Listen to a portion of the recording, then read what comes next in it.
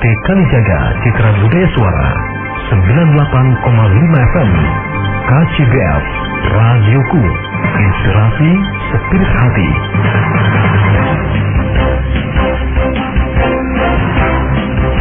Religi, inspirasi,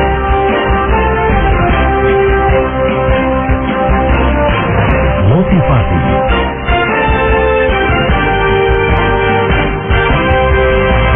edukasi,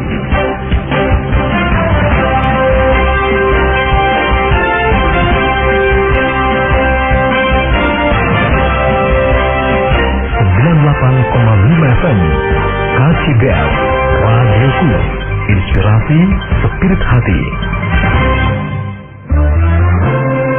Benang Merah, program kajian bersama Buya Yahya yang menegaskan hukum halal dan haram yang terjadi di masyarakat dan menjadi problematika umat akan dibahas secara tuntas sehingga bisa dijadikan fatwa. Acara ini terformat secara interaktif melalui line telepon dan SMS. Benang Merah hanya di Radioku, inspirasi spirit hati.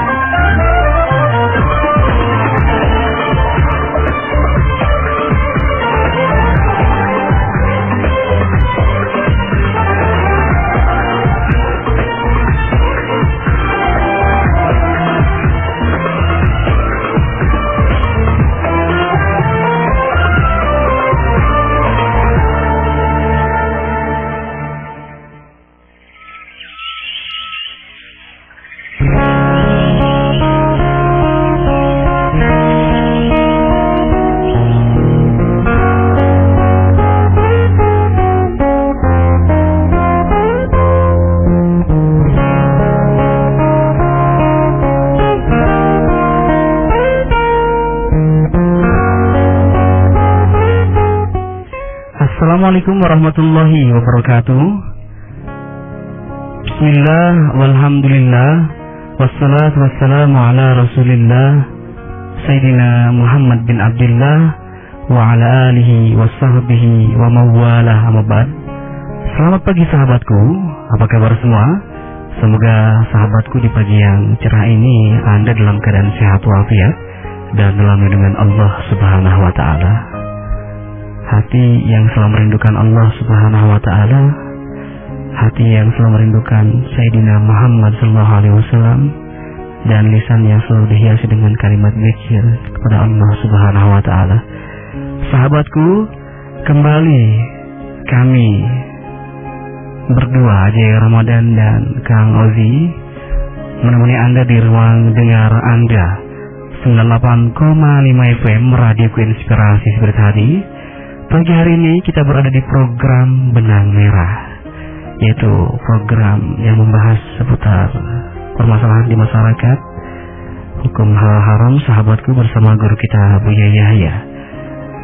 Di hari Selasa, tanggal 13 Muharram 1434 Hijriah, 27 November 2012, sahabatku. Dan di program ini Anda dapat bertanya di line telepon di 0231222549, SMS 081321461079, yang Messenger radio_ki@yahoo.com, dan FB Radioku Cirebon. Sahabatku, Ajay Ramadan Saparakan, Ajay Ramadan Kang Ozi. Assalamualaikum warahmatullahi wabarakatuh, Kang Ozi. Waalaikumsalam warahmatullahi wabarakatuh, Kang Ajay. Apa kabar, Kang Ozi? Alhamdulillah sehat berkat doa sahabat semuanya. Alhamdulillahirabbil alamin. Ajay sehat, Ajay? Alhamdulillah sehat juga. Sehat ya. Subhanallah, terima kasih Kang Ozi. Baik, Kang Ozi, pagi hari ini yang topik kita mengenai menyantuni anak yatim dan permasalahannya. Apakah menyantuni anak yatim di bulan Muharram saja, atau jika rezeki kita lapang juga harus setiap hari memperhatikan anak-anak yatim tanpa terikat waktu? Iya. Ya. Kemudian bagaimana orang-orang yang donatur untuk anak yatim yang mengumpulkan dana-dana, apakah disalurkan dengan benar? Iya. Ataukah hanya atas nama anak yatim saja? Anak yatim untuk mengambil, ya. Untuk mengambil harta, keuntungan. Untuk lebih jelasnya, nanti kita akan dibahas oleh guru kita Buya Yahya. Seperti apa sih permasalahannya menyantuni anak yatim? Kemudian apa saja yang harus diperhatikan, kemudian juga pahalanya seperti apa dengan menyantuni anak yatim. Tentunya ada hikmah yang sangat besar. Oh iya, pasti aja. Iya. Baiklah Kang Haji, langsung kita sapa guru kita Buya Yahya di kesempatan pagi hari ini yang telah hadir di ruang dengar Anda. Assalamualaikum warahmatullahi wabarakatuh Buya. Waalaikumsalam warahmatullahi wabarakatuh. Apa kabar Buya? Alhamdulillah sehat atas doa para pendengar semua. Semoga para pendengar senantiasa dalam lindungan Allah, rahmat Allah, hidayah dari Allah Subhanahu wa taala. Amin, Allahumma amin. Baik Buya, pagi ini topik kita mengenai menyantuni anak yatim dan permasalahannya. Ada apa sih dengan tema ini?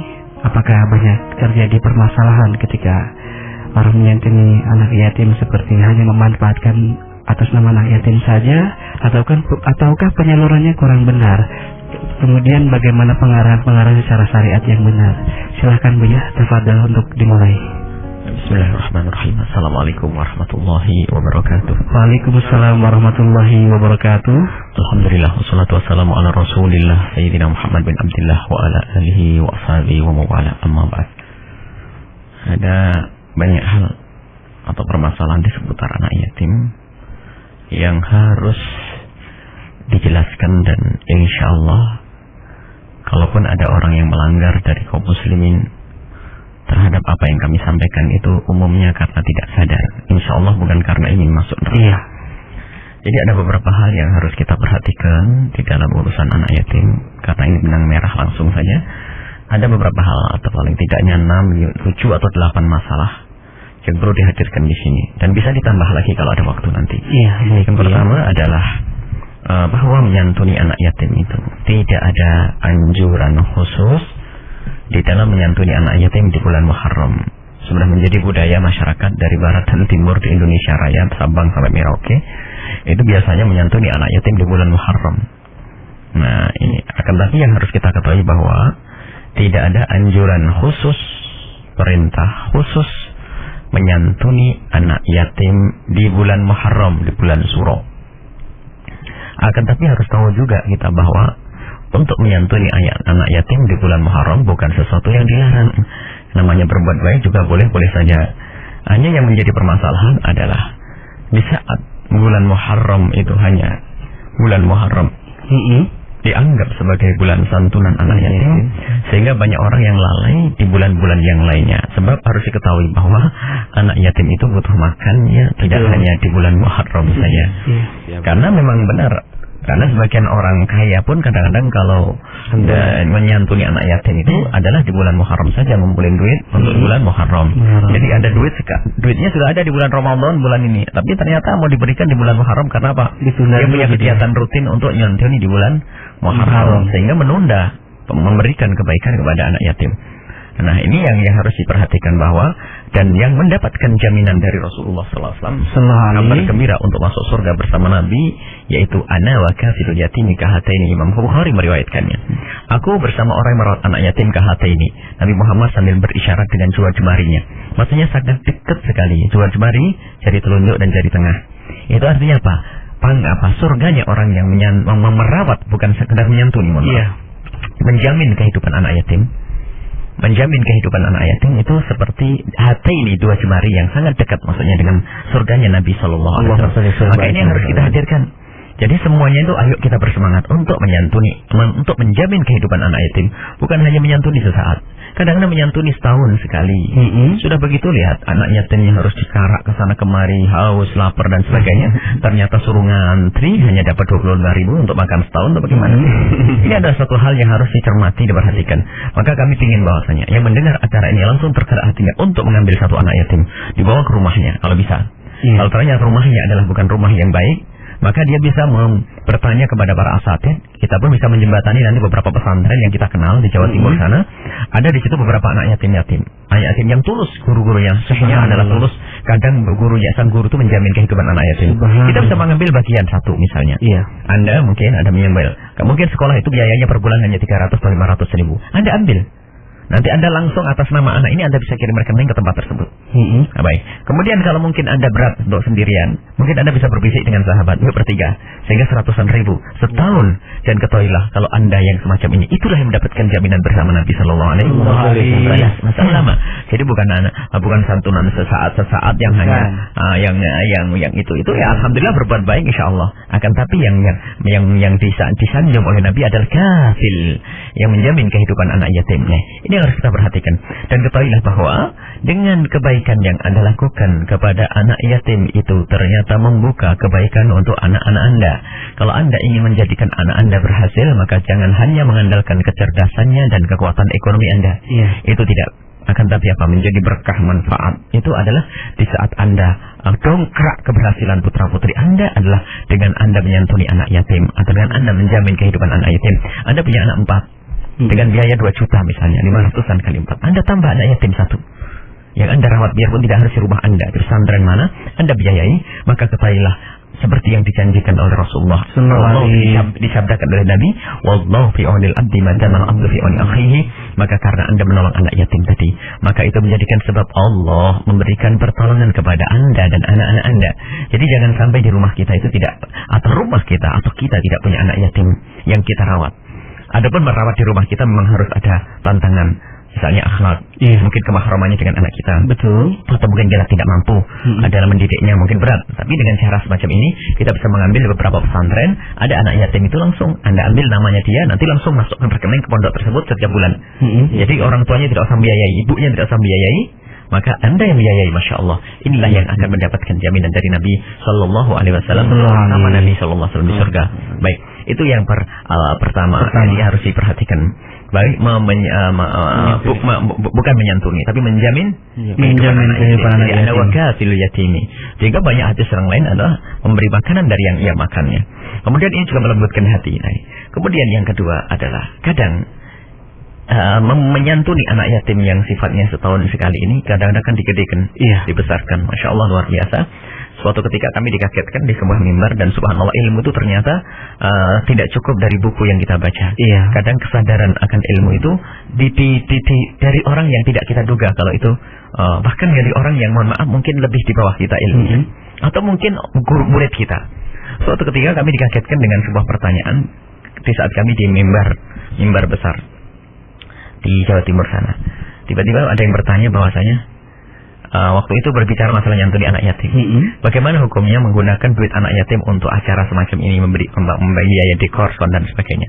Saya spontan waktu itu langsung kami jawab haram dan ini dosa. Berarti yang saya duduki dan kami tidak pernah sadar, kami ceramah berbulan-bulan, bertahun-tahun selama ini, rupanya sering di saat menyantuni anak yatim kami sering duduk di dekor yang itu adalah duitnya anak yatim. Duitnya anak yatim dan tidak pernah sadar. Subhanallah, kami terima kasih sekali pada jamaah waktu itu. Kemudian kami katakan kepada mereka, wahai para panitia, Anda yang telah mengumpulkan dana untuk anak yatim, Anda minta sumbangan kepada orang kan hanya untuk anak yatim. Tidak boleh Anda belikan dekor. Anak yatim tidak makan dekor, anak yatim tidak makan sound system, anak yatim tidak bisa menikmati itu semuanya. Akan tetapi Anda telah salah, maka panitia semuanya wajib mengganti. Rupanya karena panitia insaf semuanya ketawa semuanya, Buya insya Allah diganti. Ada yang satu kaya mengatakan, dan kebetulan waktu itu lumayan gede karena untuk dekor, sound dan segala macam itu habis 7 juta. Bayangkan 7 juta yang semestinya masuk ke tangannya anak yatim hanya untuk dekor dan untuk beli bunga balon-balon segala macam hiasan. Subhanallah. Ini kadang tidak kita cermati, tidak kita sadari. Ini menjadikan masalah di akhirat nanti di hadapan Allah. Sebab di dalam Al-Quran sendiri disebutkan jangan masalah mendekati anak yatim. Kita tidak boleh mendekati hartanya anak yatim kecuali dengan cara yang baik. Cara yang baik bukan yang demikian itu. Cara untuk kemaslahatan anak yatim. Kita tidak boleh membeli sesuatu yang tidak dibutuhkan oleh anak yatim. Kalaupun kita membelikan sesuatu yang dibutuhkan anak yatim, ini barang murah kok Anda beli yang lebih mahal, Anda dosa. Jadi berat, harus benar-benar amanah. Bahkan termasuk pertanyaan terakhir, subhanallah, bagaimana kalau kami duit yang terkumpul anak yatim kami belikan jas, kami belikan kaos dan sebagainya? Tidak. Dia belum tentu butuh jaket sama jas. Berikan uang bisa beli makanan, mungkin untuk bayar sekolahnya. Kadang-kadang kita ini pengen diseragamkan model apa? Enggak. Belikan uang atau beras. Kalau beras ini makanan pokok. Kalau baju sudah punya insya Allah di rumahnya. Akan tapi kadang-kadang kita ini tidak tahu punya program sesuai dengan hawa nafsu kita dan akal kita. Tidak, jangan dibelikan jas, jangan dibelikan seragam model apa, kecuali ada sangkut pautnya dengan kebutuhan mereka yang mendesak. Nah, ini adalah kesalahan yang kedua di saat menyantuni anak yatim hanya diadakan setahun sekali. Sehingga deged-deged tapi dengan duitnya anak yatim. Tapi ingat loh ya, menyantuni anak yatim setahun sekali bukan dilarang. Hanya yang kami khawatirkan akibat dari itu semuanya. Sehingga orang pun punya duit kadang-kadang diajak menyantuni, nanti saja saya mau haroman sekalian. Dipending dulu. Kemudian di saat dipending ditunda karena pengen digedekan, biayanya diambil dari hartanya anak yatim. Dosa di atas dosa. Baik, ini adalah masalah yang kedua. Kemudian masalah yang ketiga, jika Anda sudah tersentuh hati Anda untuk menyantuni anak yatim, maka ketahuilah, tidak cukup Anda memberikan makan kepadanya. Tidak cukup Anda membesarkan jasadnya, akan tapi dia punya ruh dan dia juga ingin selamat di akhirat nanti. Anda harus peduli urusan agama.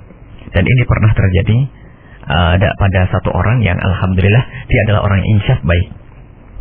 Di saat kami berbicara tentang anak yatim, dia ngadu mendekat dan membisikkan bahasanya, alhamdulillah Buya, saya sudah bisa merawat atau menjamin anak yatim lebih dari 60. Dia adalah seorang pengusaha kaya. Lebih dari 60 dan saya sekolahkan anak sarjana dan sebagainya. Kami ucapkan terima kasih, alhamdulillah, semoga Allah memperbanyak orang seperti Anda. Kemudian kami bertanya tentang di mana mereka sekolahnya. Oh, bercerita dengan penuh senang, penuh rasa syukur ya. Maksudnya dia sekolah di sini, sekolah sini, dan biayanya mahal yang kami amati. Kemudian setelah bercerita, semuanya di mana? Ya rata-rata sekolahnya di tempat-tempat itu, Bu ya. Baik. Kemudian kami bertanya, rupanya pertanyaan kami cukup mengagetkan bagi orang insyaf seperti beliau. Bapak, mohon maaf Pak Haji, selama ini belajar agamanya di mana? Dia langsung tersentak begitu. Kalau itu saya tidak pikir, Bu ya. Mohon maaf Pak Haji, Anda salah. Kalau anak-anak itu Anda biarkan bodoh saja, hanya Anda cukupi makannya saja, tidak usah disekolahkan. Dia kalau jadi anak jahat, paling anak jahat di kampung. Nyerang, nyuri mangga, nyuri cemura, nyuriin. Tapi setelah Anda sekolahkan tinggi-tinggi, kemudian dia dapat kedudukan bagus di sebuah perusahaan atau apa, tidak punya iman, tidak punya akhlak, sehingga dia culas curang, mengambil harta yang haram atau korupsi, itu semua akan ditumbangkan kepada Anda yang menggedekannya. Tidak Anda arahkan kepada urusan agama. Maka Anda harus mengarahkan kepadanya urusan agama demi keselamatannya. Ini satu. Kemudian yang kedua, kalau Anda urusan agama, kalau Anda arahkan ke urusan agama, lihat, ia akan tidak lupa kepada Anda di masa hidup Anda. Artinya, suatu ketika Anda menjelang usia tua, lihat, dia akan banyak berbakti kepada Anda. Dia akan ngerti berbuat baik kepada Anda. Di saat Anda hidup pun dia ngerti. Karena apa? Agama mengajari hal jazaul ihsan ila ihsan. Kalau Anda pernah berbuat baik, dia ngerti agama, kenal Allah, pasti dia tidak akan lupa dengan budi Anda. Dia akan senantiasa mendoakan Anda. Bahkan dia akan memperhatikan Anda dan anak-anak Anda. Yang mungkin suatu ketika Anda punya anak yatim juga, Anda bisa mati suatu waktu, anak Anda akan diperhatikan oleh dia. Karena apa? Allah yang akan menggerakkan hatinya ahli iman. Yang pertama. Yang kedua, setelah Anda mati nanti, lihat, kalau di dunia Anda enak karena anak itu Anda didik dengan benar. Kalau yang Anda tiba-tiba meninggal dunia, lihat, karena Anda itu Anda didik baik kenal Allah, maka Anda akan selalu didoakan. Tapi coba, jika Anda tidak pernah mengenalkan urusan agama, Anda mati pun tidak peduli. Buru-buru doakan. Ternyata kemaksiatannya pun ditumpangkan kepada Anda. Sadar atau tidak, wahai orang yang suka ngurusi anak yatim? Anda yang ngurusi anak yatim, Anda harus sadar. Ini adalah bahasa cinta kami yang keras ini. Justru dengan inilah kami ingin bahasanya Anda selamat. Ini adalah bahasa cinta kami, bahasa kasih kami. Jangan sampai Anda hanya mengeluarkan biaya besar untuk anak yatim, ternyata tidak menyelamatkan Anda di akhirat nanti. Jadi mumpung Anda keluar begini, boleh Anda merawat anak yatim, mengayomi anak yatim, menjamin kehidupan anak yatim, dan akan Anda jadikan seorang dokter atau insinyur, boleh. Akan tapi basicnya, agamanya harus. Anda harus beri kesempatan, bahkan Anda wajibkan untuk engkau mengambil fakultas ekonomi atau fakultas kedokteran. Kamu harus ngambil urusan agama dulu. Gimana sholatmu, gimana ngajimu, gimana. Terus dipantau sampai kapanpun, gimana tahajudmu, dengan siapa engkau berguru. Terus, karena apa? Anda punya kesempatan karena Anda yang memberi. Anda lebih mudah didengar oleh dia. Anda bisa mengatur. Subhanallah, Anda kelihatannya Pak Haji yang kaya, tapi ternyata Anda ahli surga seperti ulama besar. Ini yang harus Anda perhatikan. Maka kemudian sisi lain, jangan Anda mudah membantu sebuah yayasan yatim piatu kecuali Anda sudah tahu benar visi-misinya, Bu ya. Misi pengelolaan. Kadang-kadang pengelolaannya dan sebagainya, kadang tidak benar. Tapi di saat Anda ragu, memang Anda jangan ngasih. Tapi di samping jangan ngasih, tapi Anda jangan pelit. Maksud kami begini loh ya. Karena pelit juga nggak baik. Tiba-tiba ada datang ke rumah Anda dan Anda curiga bahwasanya orang ini tidak benar. Ngurusi anak yatim piatu ternyata tidak. Atau Anda pernah mendengar orang tersebut adalah tidak benar. Datang ke rumah Anda, kemudian membawa proposal untuk anak yatim. Lihat, karena Anda ragu jangan dikasih. Tapi Anda jangan pelit. Maksudnya begini, Anda tidak ngasih boleh. Iya. Tapi di sisi lain apa? Kalau seandainya dia benar, Anda ngasih berapa? Yuk, 50.000 misalnya. Ambil, keluarkan untuk 5.000, 50.000, cari anak yatim yang sesungguhnya. Ini. Jadi Anda tidak menolong orang tadi berbuat jahat, tapi sisi lain Anda tidak terbelenggu dalam kekikiran, kepelitan. Tapi Anda tetap dermawan. Sama orang mengemis. Jika ada pengemis datang kepada Anda curigai dia mabuk, dia sebagainya, tidak pantas Anda bantu kan? Yes. Tapi mungkin dia pantas dibantu juga. Karena Anda mencurigai dia tidak pantas dibantu, maka Anda tidak usah ngasih dia. Akan tapi Anda jangan pelit. Anda keluarkan duit. Kalau dia benar, Anda kasih berakah. Kasih 10.000. Keluarkan 10.000 kepada orang fakir yang benar-benar Anda lihat. Untuk fakir kerabat, untuk fakir tetangga, untuk fakir-fakir yang sakit. Itu lebih bermanfaat. Nah, termasuk anak yatim pun demikian. Anak yatim tiap. Anda kalau ingin membiayai mereka seperti itu. Jangan tanggung, biayai. Selamatkan dulu urusan agamanya. Cuman kadang subhanallah, orang itu diajak sebuah kebaikan kemuliaan susah. Suatu ketika ada satu anak, dia pengen kuliah. Cita-citanya tidak muluk-muluk. Hanya pengen dia bisa jadi guru, punya sarjana, itu saja. Akhirnya kita tawarkan suatu ketika, bolehlah. Akan tapi pilih sekolahan dimanapun, nanti kita yang biayai. Tapi tolong 1 tahun 2 tahun harus pesantren. Jawabannya apa? Dengan entengnya jawabannya apa? Kalau harus mondok mending nggak usah kuliah. Subhanallah. Jadi daripada mondok mending tidak usah kuliah. Mondok pun bukan kepentingan dia, bukan kepentingan. Kepentingan dia untuk kenal agama. Dan kita pun tidak maksa untuk selamanya. Hanya setahun agar kenal sholat kan. Sebab kami perhatikan dia tidak kenal kerudung, tidak kenal sholat. Dan bukan orang Jawa yang kita kenal, sangat kenal. Ternyata subhanallah, untuk kebaikan pun seorang ternyata berat. Padahal dia mengimpikan untuk bisa kuliah. Pertama ngajukan untuk dibiayai kuliahnya. Baik, saya hanya punya saran. Boleh biayai kuliah, tapi harus masuk pondok. Di pondok pun kita biayai. Tidak harus pondok Al-Bahjah Cirebon, tidak. Tapi ternyata jawabannya enteng, mending gak usah kuliah. Subhanallah. Memang hal-hal semacam itu. Kalau bahasa guyonannya adalah ada orang nekat masuk neraka, itu mengada kadang-kadang ya. Tapi ya, kemudian yang keberapa? 3 ya permasalahan yang keempat.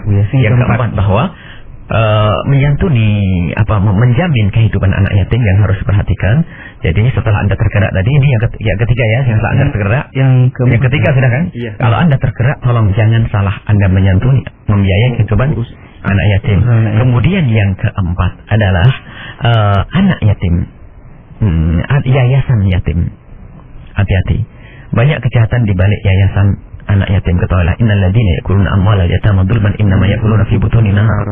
Yang makan hartanya anak yatim adalah makan api neraka. Allah. Ini amanat, hati-hati. Jadi jangan sampai sumbangan yang diberikan anak yatim kemudian kita berikan untuk orang lain atau dipakai diri sendiri. Proposalnya jalan ke sana kemari. Sumbangan untuk anak yatim mengalir terus. Tapi anak yatimnya tetap begitu saja, tidak pernah diperhatikan.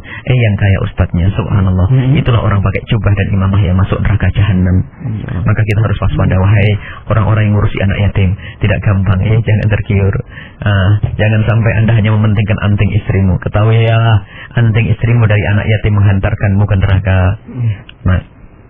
Bahkan disebutkan di dalam Al-Quran itu, kalau memang ini adalah orang yang ngurusi anak yatim, antara dia orang lemah, orang kaya atau orang melarat, ini harus ada aturannya. Kalau dia kaya, yasta'fif in kana fakiran falyakul bil ma'ruf. Jadi memang harus ada ilmu, ada ilmu tentang hal-hal yang demikian itu. Jadi kalau yayasan yatim piatu, itu hati-hati, jangan sampai kita itu zalim di dalam urusan begini. Dan naudzubillah, semuanya adalah perlu kesadaran bahwasanya kita cari akhirat. Jangan inginnya pengen masuk surga ternyata tanpa disadari. Kadang-kadang kelalaian atau ngentengkan. Saya kan yang ngurusi, saya berhak makan seenaknya. Enggak boleh. Yakul bil ma'ruf, makan seadanya. Ibarat kalau Anda melarat, kalau Anda kaya, Anda tidak boleh mengambil sedikit pun dari harta anak yatim. Biarpun 1 potong pensil. Anaknya diambilkan pensil anak yatim. Makan pun Anda tidak boleh karena Anda kaya.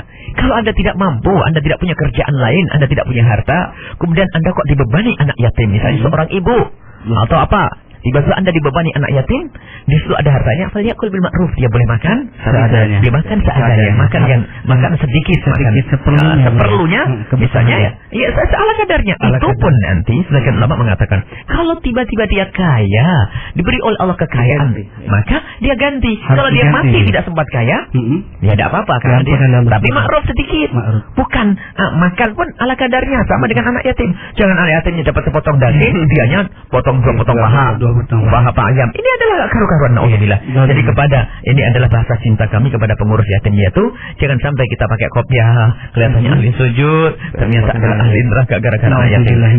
Dan ini penjabarannya sangat luas. Baik. Bahkan kadang yang kalau di tempat Anda ada anak yatim dan bukan anak yatim, jika ada orang infak untuk anak yatim, Anda pun tidak boleh memberikan kepada yang bukan yatim. Haram hukumnya. Subhanallah. Harus anak yatim. Anak yatim. Karena ini hati-hati, tidak boleh ngambil sedikit pun. Ngambil untuk kita saja yang ngurusi nggak boleh, apalagi kita bagi-bagi pada yang lain yang nggak boleh. Ini yang sering trader. Makanya kalau ada orang infak sedekah ke yatim dan anak fakir lebih enak. Yatim dan fakir miskin dan seterusnya.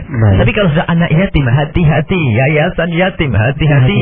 Anda pengurus tidak boleh mengambil seenaknya. Takutlah kepada Allah, neraka Allah di situ. Gara-gara itu semuanya. Maka ini. Dan masih ada beberapa permasalahan yang lain lagi. Baik, ya, terima kasih atas penjelasannya, dan kita harus break terlebih dahulu.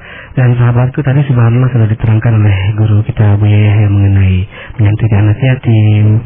Ya, jadi luar biasa. Ini lebih banyak terjadi kesalahan-kesalahan di masyarakat yang mungkin banyak orang yang tidak ada warok lah, tidak ada warok di dalam kehati-hatian di dalam mengelola anak-anak yang punya yayasan, sehingga tidak sadar memakan harta anak yatim. Kemudian tidak ada hari khusus, ya, tidak ada kekhususan dari untuk Muharram saja. Jadi bahkan tidak, walaupun misalkan di bulan Muharram bukan berarti tidak boleh, tidak boleh. Ya, akan tapi anjuran untuk anak yatim adalah setiap waktu. Karena kebutuhan anak yatim adalah setiap saat dan setiap waktu, tidak di bulan-bulan tertentu saja.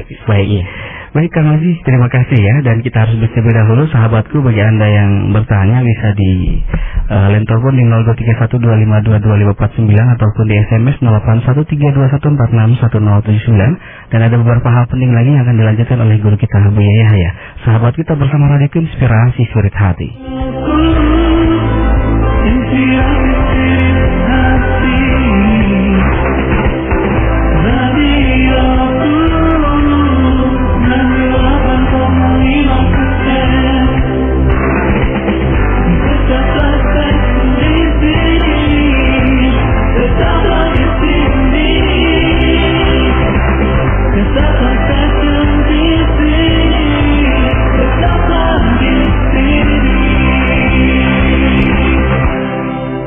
La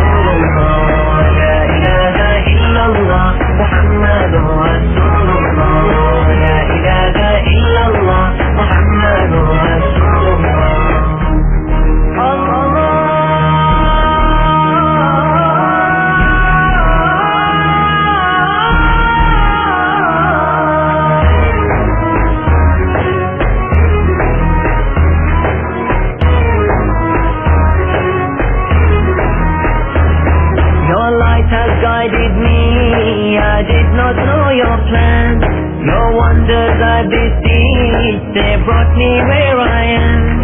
When I am in need, your help is aiding me, your court I cannot leave, you are my Lord.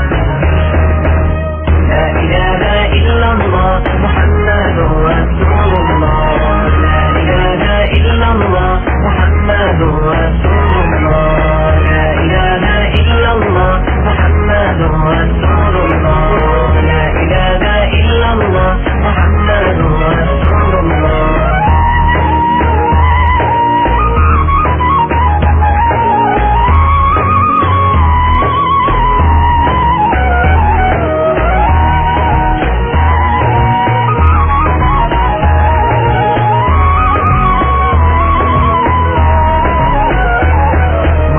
Should always beat in your remembrance. My soul it always needs to fly high in your love. My mind is only free when I meditate deep. It's here I always see your infinite bounty. La ilaha illallah, Muhammadur Rasulullah. La ilaha illallah, Muhammadur Rasulullah. illallah Muhammadur Rasulullah. La ilaha illallah Muhammadur Rasulullah.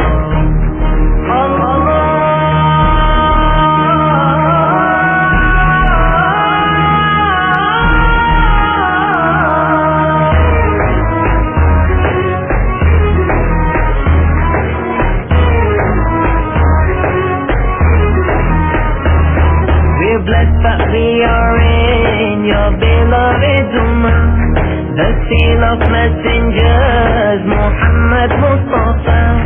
To love him more than him, forgive than everything. It's only then we will have faith and his La ilaha illallah, Muhammadur Rasulullah. La ilaha illallah, Muhammadur Rasulullah. La ilaha illallah, Muhammadur Rasulullah. La ilaha illallah, Muhammadur Rasulullah. 98,5 FM Radioku, inspirasi spirit hati.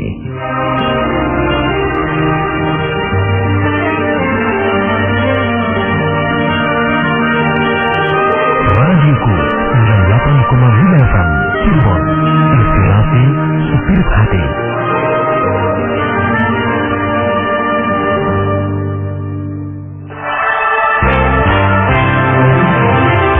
Alhamdulillahirabbil alamin.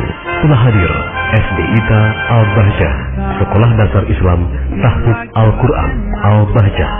Sekolah dasar dengan metode terbaru yang mengedepankan pembinaan akhlak dan tahfizul Quran. Visi terbentuknya generasi yang bertakwa, tekun, agamis, Qurani, wawasan luas, dan berakhlakul karimah. Misi membina peserta didik dalam membangun akidah yang sesuai dengan Al-Quran dan Sunnah Nabi Muhammad SAW. Membentuk peserta didik agar mencintai dan mengamalkan Al-Quran dan Sunnah Nabi SAW, mengembangkan kemahiran membaca, menulis, dan menghafalkan Al-Quran dengan target hafalan 15 juz, mengoptimalkan kompetensi peserta didik dengan kegiatan pembelajaran yang memadukan nilai-nilai Islami, ilmu pengetahuan, dan teknologi, mempersiapkan generasi yang berakhlak mulia. Fasilitas antar jemput, catering, masjid, laboratorium, multimedia tahfiz, UKS, dan sarana bermain. SD ITA Al-Bahjah menerima siswa-siswi baru tahun pelajaran 2013-2014. Hari belajar Senin hingga Jumat full day school. Tersedia pula boarding school dan menerima siswa pindahan. Untuk keterangan lebih lanjut, silakan hubungi Ustadz Hendra di 085 779 119 803 atau Ustadz Heri di 081 313 364 478.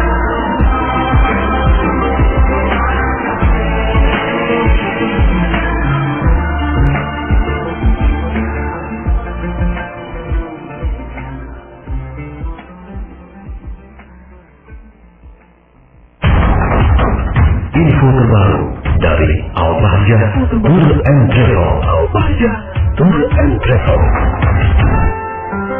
Al-Bahjah Tour and Travel menyelenggarakan program umrah bersama Buya Yahya dan Umi Fairuz Arahbini di bulan Februari 2013 selama 9 hari.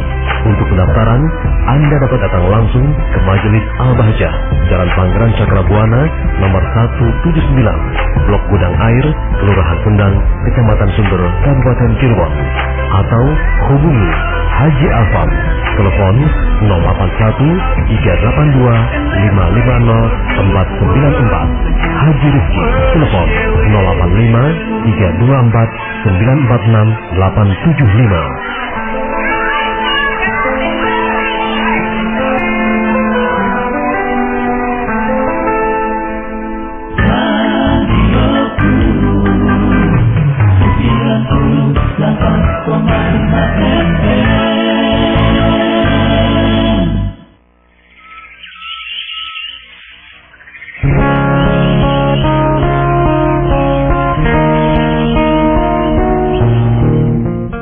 Dari Jalan Pangeran Cakrabuana, Sendang, Sumber, Cirebon, radio dipancarkan.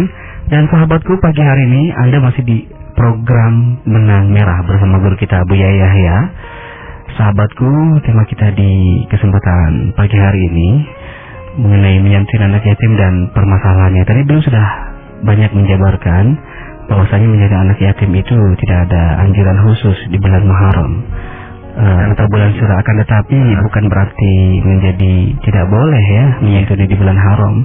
Kalau bisa setiap bulan kalau kita punya harta, setiap saat kita di lapangan dari Allah Subhanahu Wa Taala untuk berbagi dengan fakir miskin, anak yatim. Kemudian juga jangan sampai kita membuat yayasan tapi manajemennya tidak profesional ya, salah hanya memanfaatkan anak yatim saja.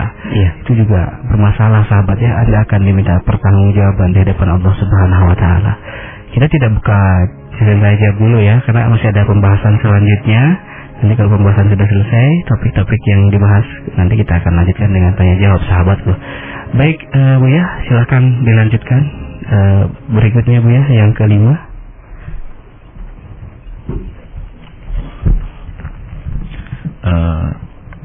Selanjutnya adalah permasalahan yang keberapa? Yang kelima tadi kan yayasan, yang keempat kan mengenai yayasan. Yang kelima adalah berkenaan dengan kerinduan sebagian orang atau karena merasa butuh untuk mengambil anak yatim, mungkin karena dia tidak punya anak, atau mungkin karena orang yang tersentuh untuk menjamin kehidupan anak yatim, sehingga dibawa anak yatim ke dalam rumahnya, tetapi di situ ternyata melakukan dosa yang baru, melakukan dosa yaitu dengan merubah nasab anak tersebut atau istilahnya adopsi. Harus ketahui bahwasanya adopsi haram apapun bentuknya. Ini adalah karena ketidakmengertian orang. Jadi adopsi adalah hukumnya haram. Karena adopsi itu merubah nasab. Kalau Anda mengambil anaknya orang untuk Anda rawat bersama Anda di rumah Anda besarkan, Anda ambil waktu masa bayi sekalipun masih merah, masih orok, Anda besarkan, Anda gedekan, tetap anak itu adalah anaknya bapak dan ibunya. Nasabnya ke sana. Haram jika Anda membuat akta kelahiran lalu Anda rubah nasabnya kepada Anda. Misalnya Anda adalah yang bernama Ali, anak tersebut langsung Anda nisbatkan kepada Anda. Nah, bin Ali, maka itu hukumnya adalah haram. Hanya sebagian orang karena nanti Anda ketakutan, kalau nanti tahu bapaknya jangan-jangan lari ke bapaknya. Permasalahan lari tidak lari itu di dalam bagaimana Anda mendidik. Kalau Anda mendidik dengan benar, tidak akan lari dia. Dia akan ngerti bagaimana berbakti kepada orang yang pernah berbuat baik kepadanya.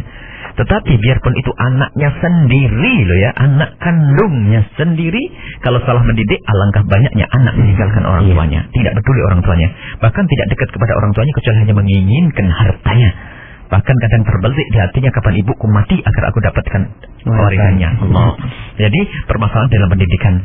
Jadi kalau Anda memungut anak yatim, Anda beri pendidikan yang benar, maka itu adalah yang harus, bukan hanya sekedar dia tidak akan bakal hilang. Kalau Anda didik dengan pendidikan yang benar, dia tidak akan hilang dan bakal dia terus bersama Anda, akan menjaga Anda, bahkan setelah Anda meninggal dunia pun dia tidak akan lupa mendoakan Anda. Ini adalah yang harus kita perhatikan. Adapun tabanni atau istilahnya angkat anak, adopsi itu hukumnya adalah haram. Jadi haram jelas ya. Disebutkan dalam Al-Quran, "Wa ja'ala adiya'akum abna'akum, dzalikum qaulukum bi afwahikum wallahu yaqulul haqqa wa huwa yahdis sabil."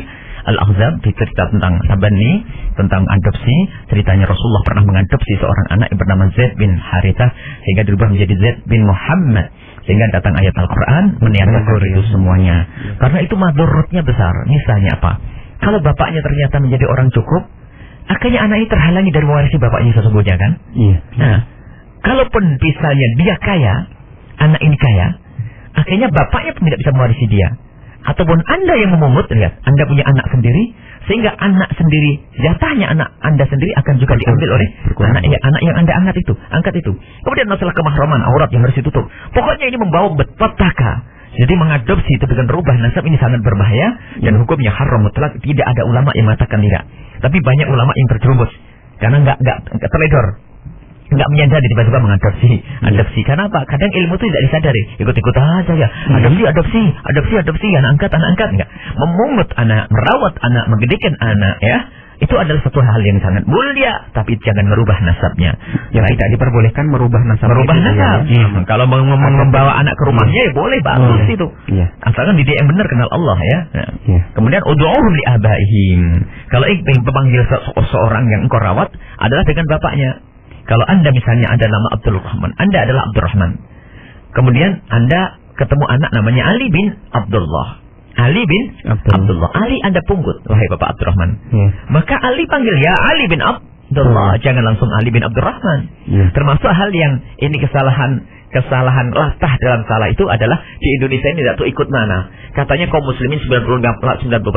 Tapi cara kemasyarakatannya bukan orang Islam. Misalnya kalau ada seorang wanita yang namanya Aisyah menikah dengan Abdurrahman, itu langsung menjadi Aisyah Abdurrahman.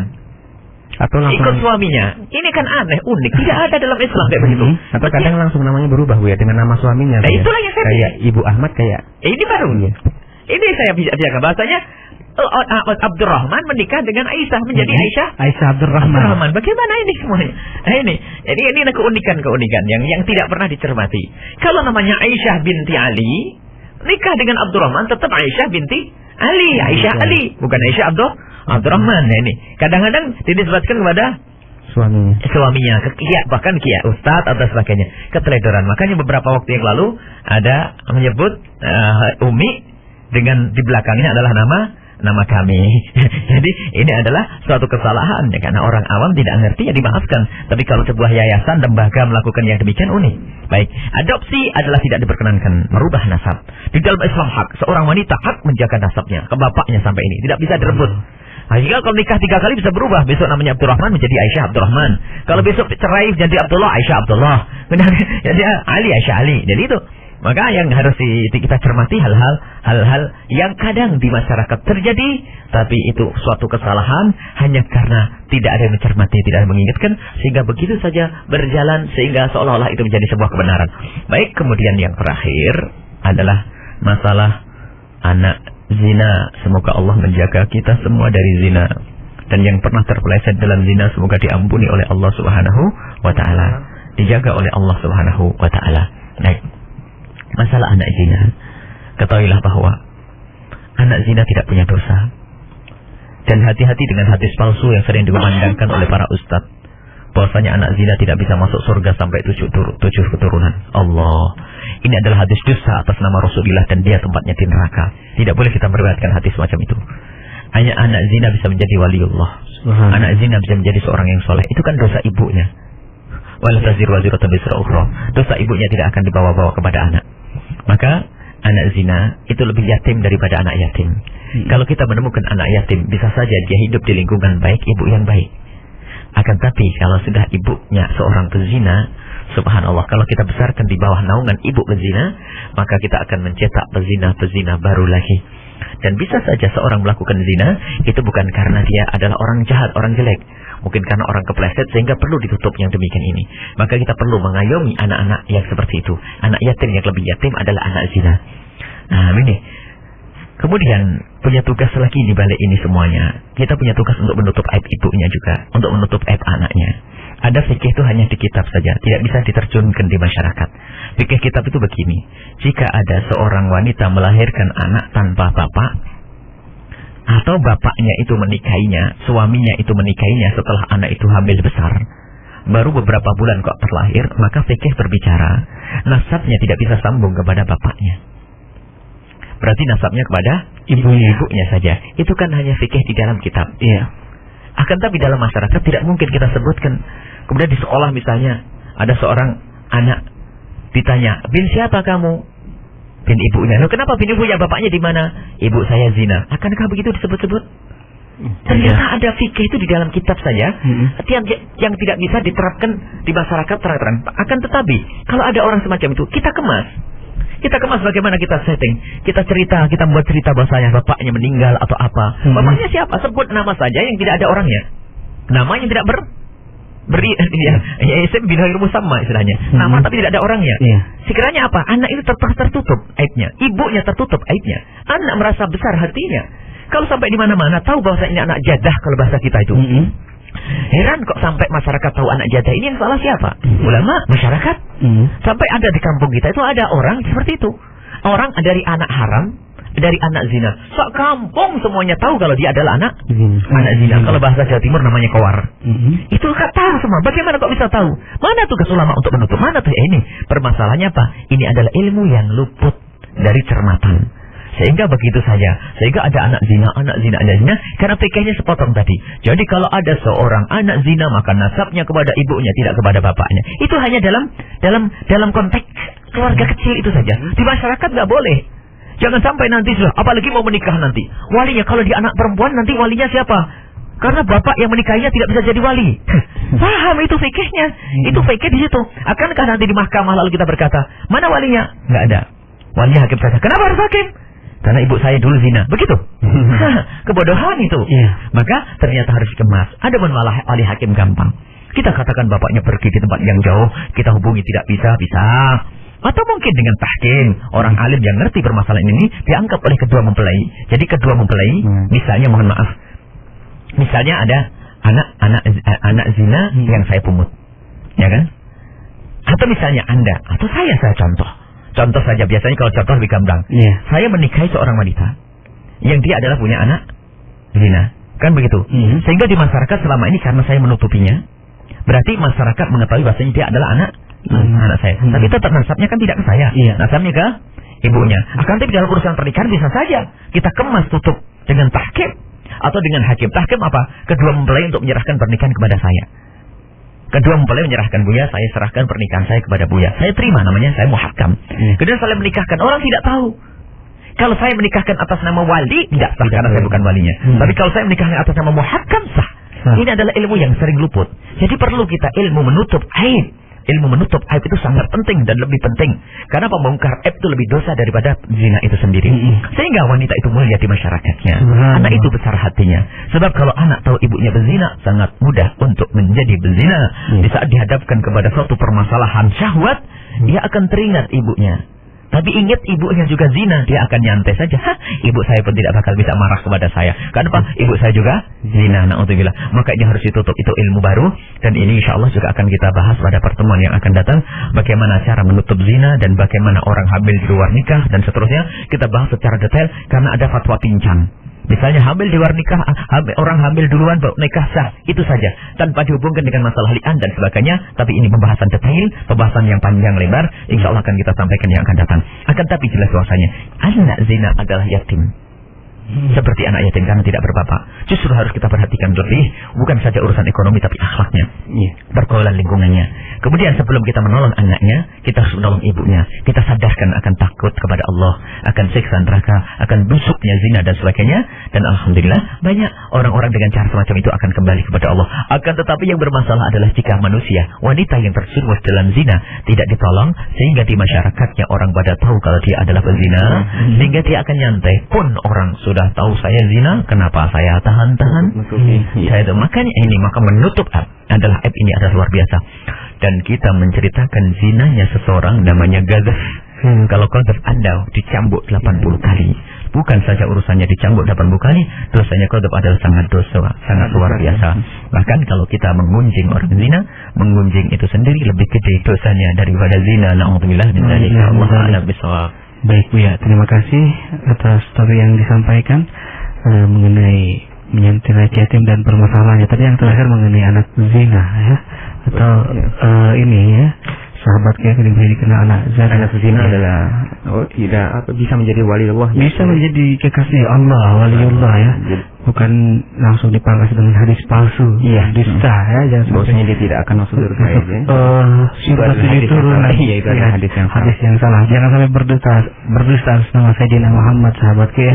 Nanti Sayyidina Muhammad tidak membanggakan Anda. Bagaimana kalau Anda tidak disapa di masyar nanti? Baik, Kak Fauzi, pembahasannya semakin menarik dan kita tinggal tanya jawab ini ya. Namun biasa harus begitu dahulu. Nanti sahabat ada sesi saja berikutnya. Mohon maaf dan kami akan menyapa yang berhubungan terbaru temanya. Nanti langsung ya ke yang lain kalau kesempatan ada waktu. Baik sahabatku, tetap bersama Radio Inspirasi Semangat Hati.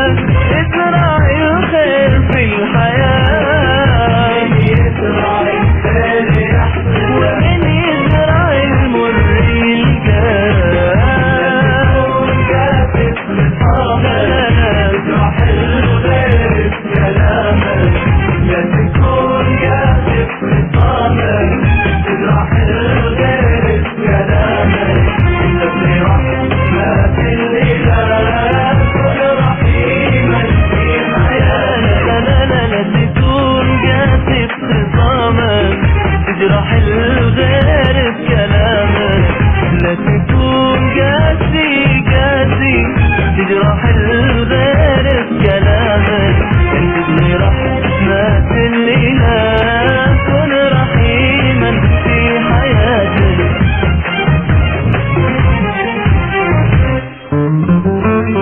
98,5 FM Radioku, inspirasi spirit hati.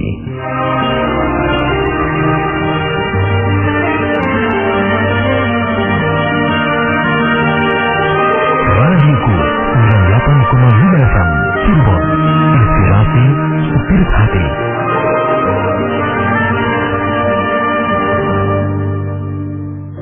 Betapa gampangnya Allah Subhanahu wa taala mampukan doa pada saat itu. Rambut Mentari Adalah seperti kita mengasih uang receh kepada fakir miskin yang di malam hari itu. Kira-kira gampang, sangat mudah. Allah lebih mudah daripada itu. Makanya barang siapa yang disibukkan dengan hal-hal duniawi dan dia lupa berdoa dan minta kepada Allah, dia adalah orang yang merugi. Sebuah program yang bertujuan untuk meningkatkan kualitas iman serta menggali ilmu dinul Islam melalui dialog interaktif bersama para ustadz di pagi hari. Iman ada yang bisa bertambah dan bisa berkurang. Kadang sehari kita karena sama Allah Subhanahu wa taala kita dikasih cobaan yang sedemikian rupa, akhirnya kita menganggap Allah begini-gini ya Mas ya. Sehingga turunlah iman kita. Jadi Dengarkan dan ikuti Rambut Mentari setiap Sabtu dan Ahad jam 5.30 sampai dengan 7 pagi hanya di Radioku, inspirasi spirit hati. Dapatkan koleksi VCD dakwah terbaru Buya Yahya dengan judul Hidup Indah Bersama Rasulullah. Dialog ilmiah membahas tawasul dan ziarah kubur agar warisan menjadi barokah. Mencari cinta di balik kisah Isra dan Mi'raj Nabi Muhammad Sallallahu Alaihi Wasallam. Membahas tuntas akidah Syiah, mengenal bid'ah pemecah belah umat, mengenal apa dan siapa salaf dan salafi. Benarkah Ahmadiyah keluar dari Islam? Dan masih banyak lagi. Dapatkan sekarang juga koleksi VCD dakwah terbaru Buya Yahya di Sekretariat Jalan Pangeran Cakrabuana nomor 179 Blok Gudang Air Sendang, Sumber, Cirebon, atau hubungi 0231 333 8967 atau 081 615 670 212. 98,5 FM Radioku, inspirasi spirit hati.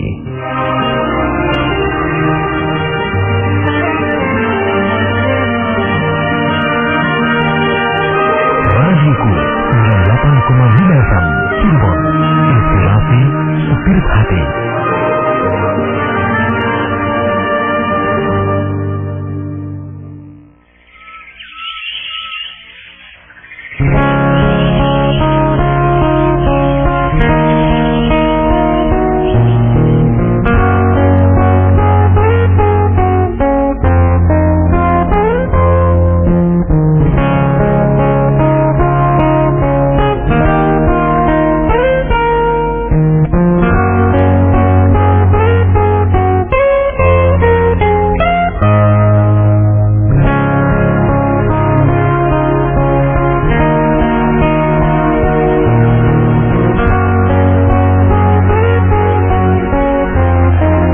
Pukul 6:36 saat ini. Terima kasih buat sahabatku yang sudah merawai acara Benang Merah pagi hari ini.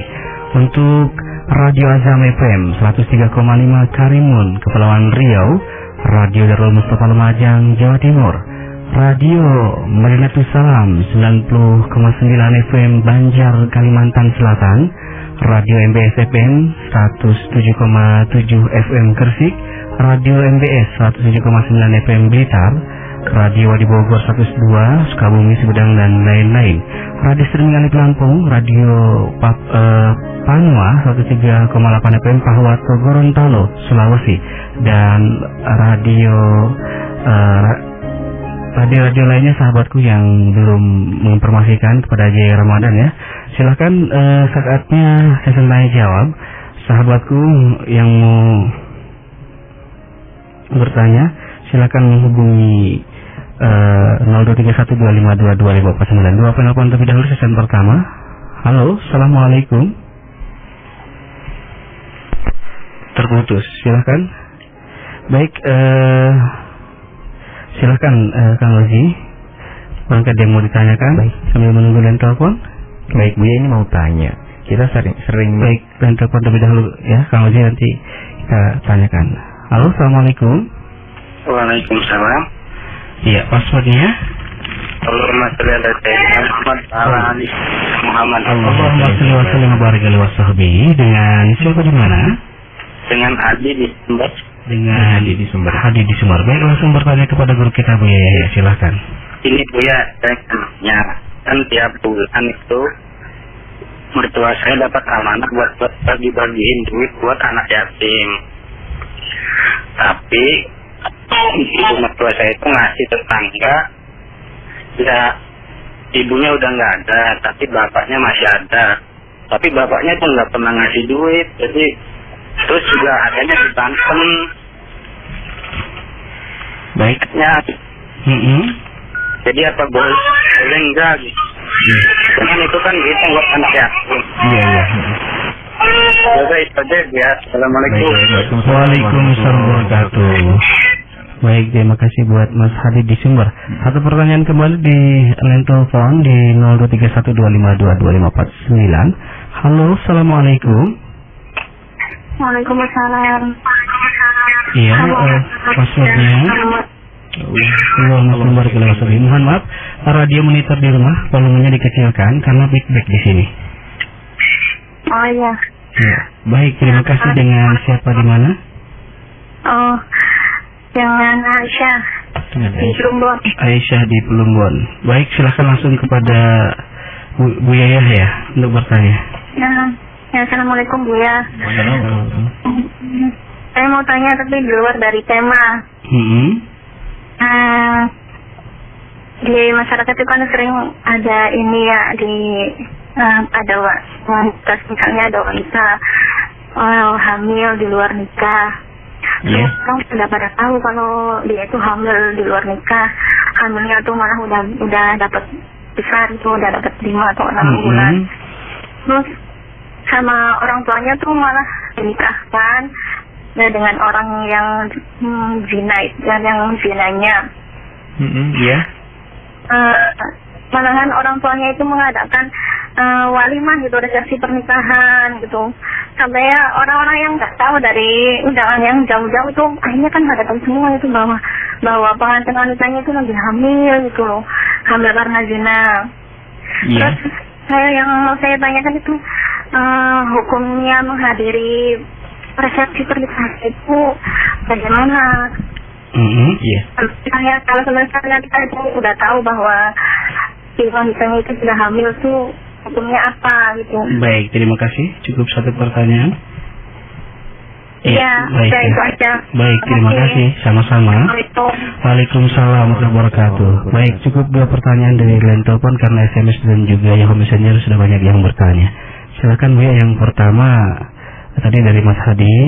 Beliau itu ibunya mendapatkan amanat tiap bulannya untuk menyampaikan uang ke anak yatim. Baik. Sekalian kita jelaskan, yang namanya anak yatim itu adalah anak yang sebelum balik. Jadi kalau anak yatim kalau sudah balik tidak menjadi yatim lagi. Lagi ba'dal ihtilam. Tidak ada keyatiman setelah anak itu balik. Balik itu wanita haid 9 tahun ke atas atau keluar mani 9 tahun ke atas, laki perempuan.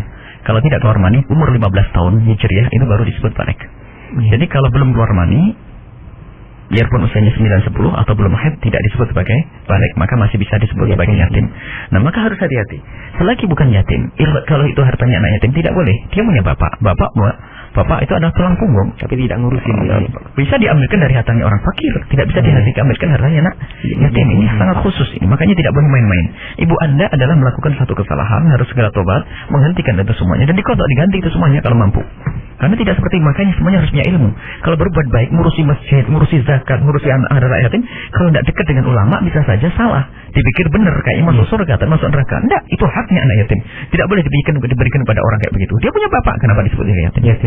Jadi ibu Anda telah melakukan kesalahan, ingatkan dengan cara yang halus. Tidak ada tanya kepada ulama manapun, tidak ada. Anak yatim haknya anak yatim, wakaf.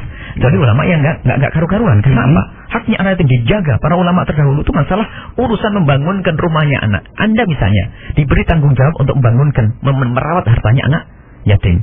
Kemudian Anda ingin membangunkan rumah untuknya. Dibangunkan rumah yang sekiranya tidak boros. Kalau membeli sesuatu yang tidak mahal. Kemudian kalaupun seandainya rumah itu misalnya pakai ajir, istilahnya dalam bahasa fikih dulu. Ajir itu adalah apa? Batanya bukan bata-bata, diambilkan dari bata dari tanah. Sebab apa? Kalau rumah itu nanti kemudian tidak dipakai lagi, tanah itu bisa dibuat lagi. Jadi manfaatnya tetap ada. Jadi nggak boleh seenaknya, mentang-mentang saya menjadi diamanati beli seenaknya, dibelikan baju, dibelikan motor, dibelikan ini. Apa itu semua? Amanah di hadapan Allah. Ingat, anak yatim kehidupannya yang harus kita pikirkan. Jadi itu salah, baik batasannya Bu ya, kapan seseorang itu kadang ada di jalan-jalan Bu ya yang minta sumbangan atas nama yatim. Apakah boleh dia Bu ya untuk memakai untuk transportnya pulang atau tidak ada itu semuanya, kecuali memang dia orang tidak mampu. Jika ada orang tidak mampu, dia boleh makan, itu pun ala kadarnya bil ma'ruf. Yang jadi masalah nanti anak yatim jadikan proyek cari duit. Iya, Bu. Nah, itu yang menjadi masalah. Dia nggak diambilkan dari ini, kadang-kadang 2,5%. Bahkan kemarin ada cerita bahwa saya pengumpulan anak yatim, dia mendapatkan 2,5%, pengurusnya 2,5%. Jadi kan nggak karu-karu ada 0,5%. 2,5% dari 1 juta sih sedikit. Kalau ternyata donaturnya besar 1 miliar, pengurusnya berapa? 25 juta. Iya. Waduh, luar biasa nih. Subhanallah. Jadi nggak begitu. Ada tiba-tiba orang menyumbangkan kan banyak. Misalnya apa? Ini alhamdulillah karena saya sudah cukup, maka perusahaan ini ada saya ingin menyumbang pakai mungkin 1 miliar. Mungkin atau tidak yatim. Mungkin. Panitia senang alhamdulillah 25%, 2,5%. Ini adalah sakit. Gila itu nggak dibenarkan ya. Baik, hati-hati. Baik, ya, terima kasih atas jawaban yang pertama. Yang kedua, pertanyaan dari Mbak Aisyah di Plumbon. Di masyarakat sering ada wanita, mohon maaf Bu ya, hamil di luar nikah, kemudian dia dinikahkan. Yang bertanya hanya bertanya tentang walimahnya. Ada yang lebih penting yang perlu ditanyakan. Ada yang lebih penting untuk ditanyakan bagaimana kalau ada orang hamil di luar nikah. Kok sampai ada orang kiri kanannya tahu? Itu karena kebodohan. Itulah masalah kebodohan ini yang membahayakan. Sudah melakukan zina, hamil di luar nikah, sak kampung tahu, diwalimahi dengan orang pada tahu semuanya. Ini kebodohan. Kemudian sama bapaknya dinikahkan dengan yang menzinai. Bodoh atas bodoh atas bodoh. Ketahuilah bahwa kalau ada orang hamil di luar nikah, kita didik dia agar dia punya rasa malu, takut kepada Allah. Kita tutup. Kalau perlu tetangga nggak tahu, kalau perlu adiknya nggak tahu, kalau perlu keluarganya nggak tahu. Dikemas bagaimana? Segera diasingkan ke tempat yang jauh atau apa. Kemudian dikemas di sana mungkin. Kalau harus menikah, mungkin menikah dengan siapa? Orang soleh, orang baik atau apa? Kalau terpaksa harus menikah dengan yang menzinainya karena dia orang baik. Ini kebodohan bapak itu biasanya. Kalau menemukan anaknya hamil di luar nikah adalah langsung dinikahkan dengan anak yang menzinainya dengan alasan kau yang berbuat, kau yang bertanggung jawab. Ini gila. Kenapa? Bisa saja anak yang menzinai anaknya itu memang jahat. Kalau saya dilamar baik-baik kamu akan saya zinai. Loh, akankah kita terima sebagai menantu anak yang begitu? Jangan jauhkan dari anak itu, biarpun dia menghamili. Cuman karena kebodohan orang tua, alasannya menutup aib. Menutupnya tidak akan begitu, dia akan membuat aib baru lagi nanti.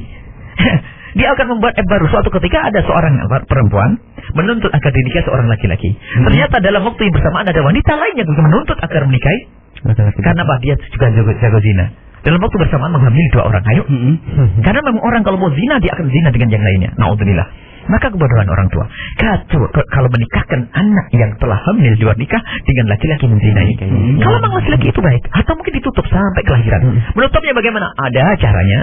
Ditutup, dipindah ke satu tempat, diinformasikan dia sudah menikah dengan si fulan meninggal dunia dan selesai. Nah, kalau ternyata harus dinikahkan dengan yang menghamili, maka harus dikemas manis. Bukan sampai orang yang hadir walimah semuanya tahu. Kok sudah hamil? Kenapa sudah hamil? Oh, nikahnya sudah lama, tinggal ngomong gitu saja, kenapa susah? Akadnya disembunyikan. Akad nikahnya di tempat lain melalui kiai, lalu kiai itu mengemas atau apa, bahasanya ini nikah sudah terjadi beberapa waktu yang lalu. Menutup di masyarakat. Memang pada hakikatnya ini adalah anak nanti tidak sambung kalau memang terlahir kurang dari 6 bulan.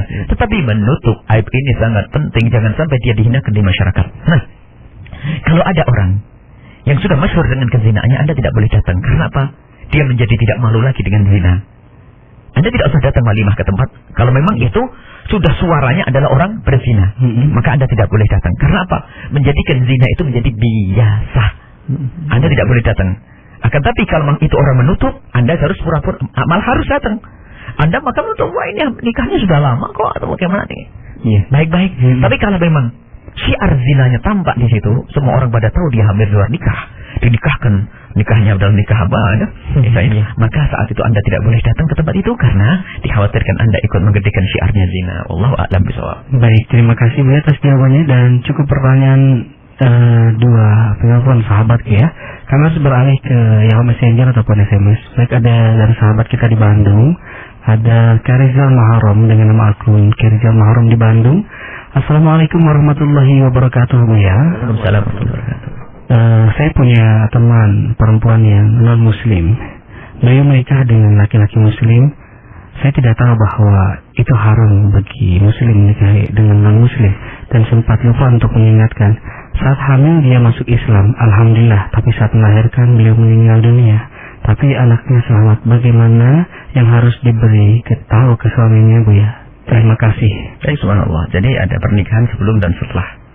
Kalau ceritanya sebelum nikah akan kita katakan fatwa mutlak mazhab Imam Syafi'i tidak sah. Akan tapi sudah kejadiannya semacam itu, maka pernikahannya disahkan saja. Apalagi wanitanya sudah meninggal kan? Subhanallah. Dalam keadaan Islam, insya Allah alhamdulillah matinya mati syahid. Kemudian anaknya adalah anak seorang muslim. Jadi begini, di dalam mazhab Imam Syafi'i pernikahan dengan ahli kitab di Indonesia tidak sah karena ahli kitab di Indonesia adalah tidak nyambung kepada ahli kitab yang asli sana, tidak sampai. Akan tapi menurut mazhab Imam Malik, orang Kristen yang ada di Indonesia disebut sebagai ahli kitab. Kalau ada seorang muslim menikah dengannya sah. Tapi ingat, apakah setiap sah harus kita jadikan impian atau itu? Tidak, itu hanya sah-sah saja. Tetapi di dalam menikah sendiri harus ada perlindungan di dalam sebuah negara yang aman. Misalnya begini, negara Islam itu, kalau ada seorang muslim menikah dengan seorang non-muslim, itu akan didata secara khusus. Mestinya begitu.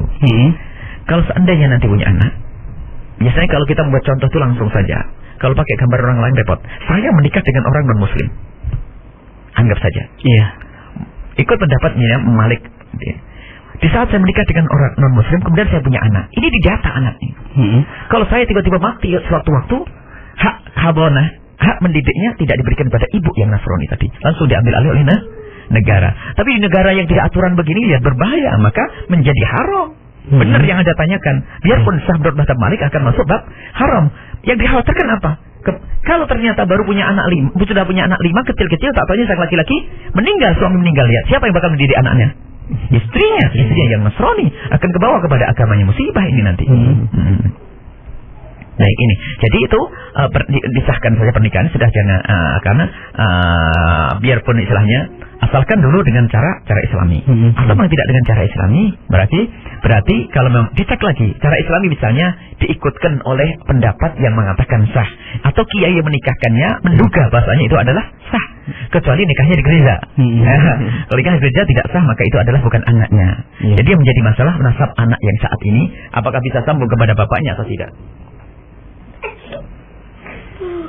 Ya, tidak usah jadi nasabnya kepada tidak kepada bapaknya kalau memang pernikahannya. Jadi mohon dicek kembali gimana pernikahannya dahulu ya.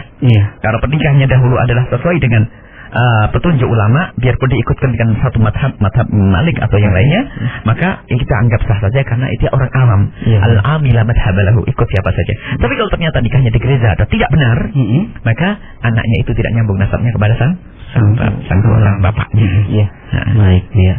Baik, dan 9 menit ke depan Bu ya, pertanyaan yang sangat penting Kang Ozi, mohon dibacakan Kang Ozi. Bismillahirrahmanirrahim. Assalamualaikum warahmatullahi wabarakatuh. Waalaikumsalam warahmatullahi wabarakatuh. Sayyidina Muhammad sallallahu alaihi wasallam. Buya, Kang Ozi, semoga senantiasa dalam rahmat Allah Subhanahu wa taala dengan hamba Allah Buya. Amin. Buya, alhamdulillah tiap seminggu sekali saya berbagi rezeki dengan seorang anak yatim yang kebetulan masih saudara sendiri. Anak ini tidak mau sekolah ke pesantren atau madrasah pun tidak mau, usianya 14 tahun. Diajakin ke majelis belum mau, ibunya bilang kalau sholatnya pun masih bolong-bolong. Ibu saya bilang ganti anak yatim yang lain, tapi di samping itu dia saudara. Nah, bagaimana itu Bu ya? Baik, Anda tetap punya kekuatan karena harta ada di Anda. Jangan Anda sia-sia. Anda harus upaya untuk itu semuanya. Anda upaya, dia butuh kepada santunan kok, dia butuh pada bantuan. Yang tidak patuh di saat butuh tidak akan patuh di saat tidak butuh. Hati-hati itu. Yang tidak bisa patuh di saat dia butuh kayak begitu. Kalau dia tidak butuh, dia tidak akan mau dekat lebih lagi. Maka dia butuh, dia tidak mampu kan, Anda bantu. Sudah begitu masih tidak mau kan, berlebihan kurang aja kan. Maka Anda harus terus bawa dia sampai berhasil. dekatkan dengan cara yang baik, pendekatan yang baik. Anda mungkin cara menyantuninya tidak di sini, nanti akan saya beri bantuan di tempat ini, tempat menuntut ilmu dan sebagainya. Harus ada upaya. Ketahuilah kalau Anda sudah berusaha, kemudian ternyata kok masih tidak bisa, maka ketahuilah Allah akan mengangkat dosa dari Anda, dan insya Allah akan dapatkan pahala. Anda tetap usahakan, datangkan guru tapi dia tidak datang misalnya, atau Anda kirim ke tempat yang mulia tidak mau, ya sudah selesai. Bukan urusan Anda saat itu. Tapi ingat, Anda harus ada aturan. Yang tidak mengurusan agama, Anda tidak perlu ngurusin. Ini betul, kalau ibu Anda mengusulkan ganti yang lainnya aja. Biarpun kerabat, tapi kalau ternyata menjadikan Anda masuk neraka bagaimana? Tapi jangan langsung ditinggal dia. Kalau Anda menyelamatkan dia, lebih dahsyat lagi. Cara apa? Dia bakal mengarah kepada kebejahatan, kesesatan. Ternyata Anda tolong, itu luar biasa. Baik. Kalau ternyata sudah mentok, tidak mungkin, tidak bisa, dan Anda sudah capek, dan Anda takut putus asa nanti, maka Anda rubah kepada yang lainnya. Ya, baik. Baik, Bia. Terima kasih. Dan berikutnya di 5565. Assalamualaikum warahmatullahi wabarakatuh, Bu ya. Waalaikumsalam warahmatullahi wabarakatuh. Allahumma sholli ala Sayyidina Muhammad. Bu ya, ini dengan Azka dari Kuningan mau menanyakan apakah ada perbedaan antara yatim dan piatu, dan sampai usia berapa dia berstatus yatim. Terus bagaimana jika ada seorang ibu memakan harta atau sedekah buat anak yang yatim, sedangkan dia juga mengurusnya anak yatim, bolehkah? Baik. Tidak ada istilah piatu di dalam Islam. Yang ada yatim saja. Yatim itu adalah yang ditinggal bapaknya, karena umumnya bapak adalah tulang punggung yang memberikan nafkah. Baik. Kalau dia tinggal ibunya, seorang ibu memang pertama urusan menyusui pun adalah suka-suka. Kalau dia mau, kalau tidak, seorang bapak wajib menyewa orang lain untuk menyusui anaknya. Kan begitu. Jadi bertanggung jawab paling berat di sini untuk kelancar kelangsungan kehidupan sang anak adalah seorang bapak. Jadi nggak ada istilah piatu. Barangkali dia seorang fakir, ya. Seorang fakir, bapaknya ibunya meninggal dunia, fakir, maka dia masukkan bab fakir, bukan bab yatim. Jadi yatim itu adalah ditinggal bapaknya, bukan ditinggal ibunya.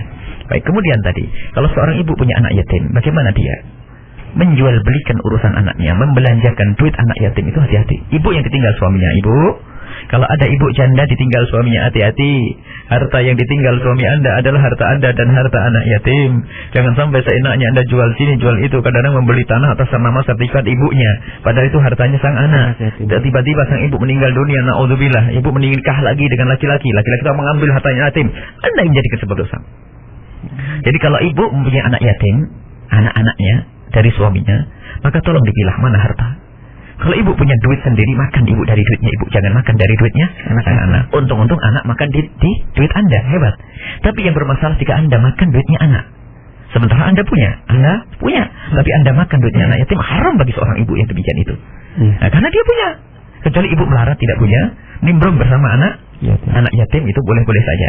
Jadi ini harus perhatikan tentang anaknya seenaknya. Oh, nggak bisa, anak kecil nggak bisa dimintai izin. Anak kecil sebelum balik nggak bisa dimintai izin. Ataupun balik tapi belum rusyud, tidak bisa kita bertanya. Jadi istilahnya sampai rusyud. Wabtalawul yatama hatta idza balagun nikah. Fa in anastum minhum rusyda. Kalau sudah sampai masa rusyud, dia bisa menjual belikan hartanya dengan benar, berdagang dengan benar, menjaga dengan benar, baru Anda bisa bertanya, "Nak, aku boleh minta duitmu, Nak?" Sekarang anak kecil, anak yatim dijual oleh ibunya, kadang-kadang menikah lagi terus. Na'udzubillah, ini adalah dosa. Dia jahat kepada anaknya. Jahat kepada anaknya orang saja nggak boleh. Jahat kepada anaknya. Jadi ibu yang merawat anaknya yatim di rumahnya harus benar-benar hati-hati, super ketat, super hati-hati. Wallahu a'lam bishawab. Baik, Bu ya, terima kasih atas pertanyaan yang telah dijawab dan ditarik kesimpulan dari materi yang disampaikan, Bu ya. Intinya kita semua perlu untuk selalu di dalam menjalani hidup ini sambil merenung. Jangan-jangan kita itu orangnya yang melakukan kesalahan tersebut. Tadi yang kami sampaikan 7 permasalahan atau 6 tadi, tolong dikoreksi semuanya, ya. Jangan sampai kita ternyata melakukan sebuah kesalahan tidak menyadari kalau itu salah. Sehingga kesalahan yang paling salah adalah di saat orang bersalah tapi tidak merasa bersalah. Baik, ini saja, mari kita tutup dengan doa. Bismillahirrahmanirrahim. Alhamdulillahirabbil alamin. Allahumma sayyidina Muhammad wa ali sayyidina Muhammad. Allahumma arhamna wa la tu'adzibna wansurna wa la tahrimna wa afina wa la tumritna wa akrimna wa la tuhinna wa atina wa ta'ala. Innaka ala kulli syai'in qadir. Allahumma ya Allah, waliakan kami dengan ilmu yang manfaat. Amin ya Allah. Rindukan kami ya Allah untuk membantu orang lain. Amin. Khususnya orang-orang lemah ya Allah. Fakir, miskin, yatim ya Allah. Amin. Ya Allah, Jangan sampai kami berbuat zalim kepada mereka. Jauhkan kami dari makan makanan haram. Jauhkan kami dari makan hartanya anak yatim ya Allah. Jika ada yang mendengar suara ini, dia adalah pernah berbuat zalim secara langsung atau tidak langsung, disengaja atau tidak sengaja, yang mungkin berbuat zalim kepada anak yatim karena kebodohannya, maka pada saat ini Allah berikan kesadaran, bantulah mereka Amin ya Allah. Amin. untuk keluar dari ketololan itu dan selamatkan di dunia dan di akhirat, dan jadikan kami yang kelak bersanding dengan kekasihmu Nabi Muhammad di surga ya Allah.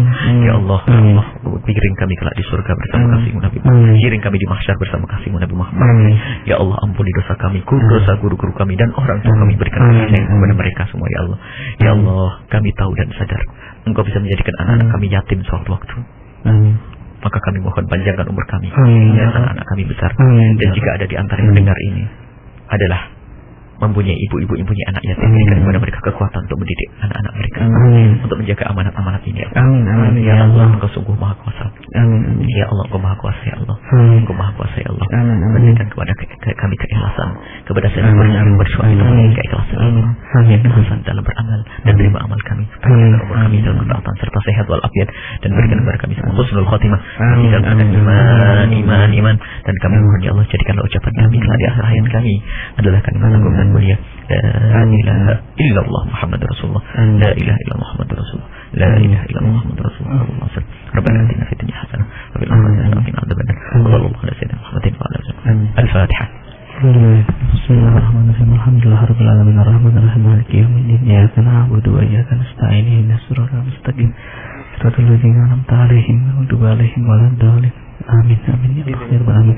Baik, sahabatku, terima kasih kepada guru kita Bu Yahya yang telah menyampaikan materi di kesempatan pagi hari ini mengenai menyantuni anak yatim dan permasalahannya. Semoga bermanfaat sahabatku dan kita dapat mengamalkan dalam kehidupan kita. Kang Oji, terima kasih pagi hari ini sudah menemani Ajay Ramadan di program Benang Merah, dan terima kasih buat radio yang sudah menelai ya semuanya. Dan acara selanjutnya program Fit and Press bersama Kang Kevin. Kami yang bertugas Ajay Ramadan dan Kang Ozi pamit dari ruang dengar Anda. Subhanakallahumma wa bihamdika asyhadu an la ilaha illa anta astaghfiruka wa atubu ilaik. Wassalamualaikum warahmatullahi wabarakatuh.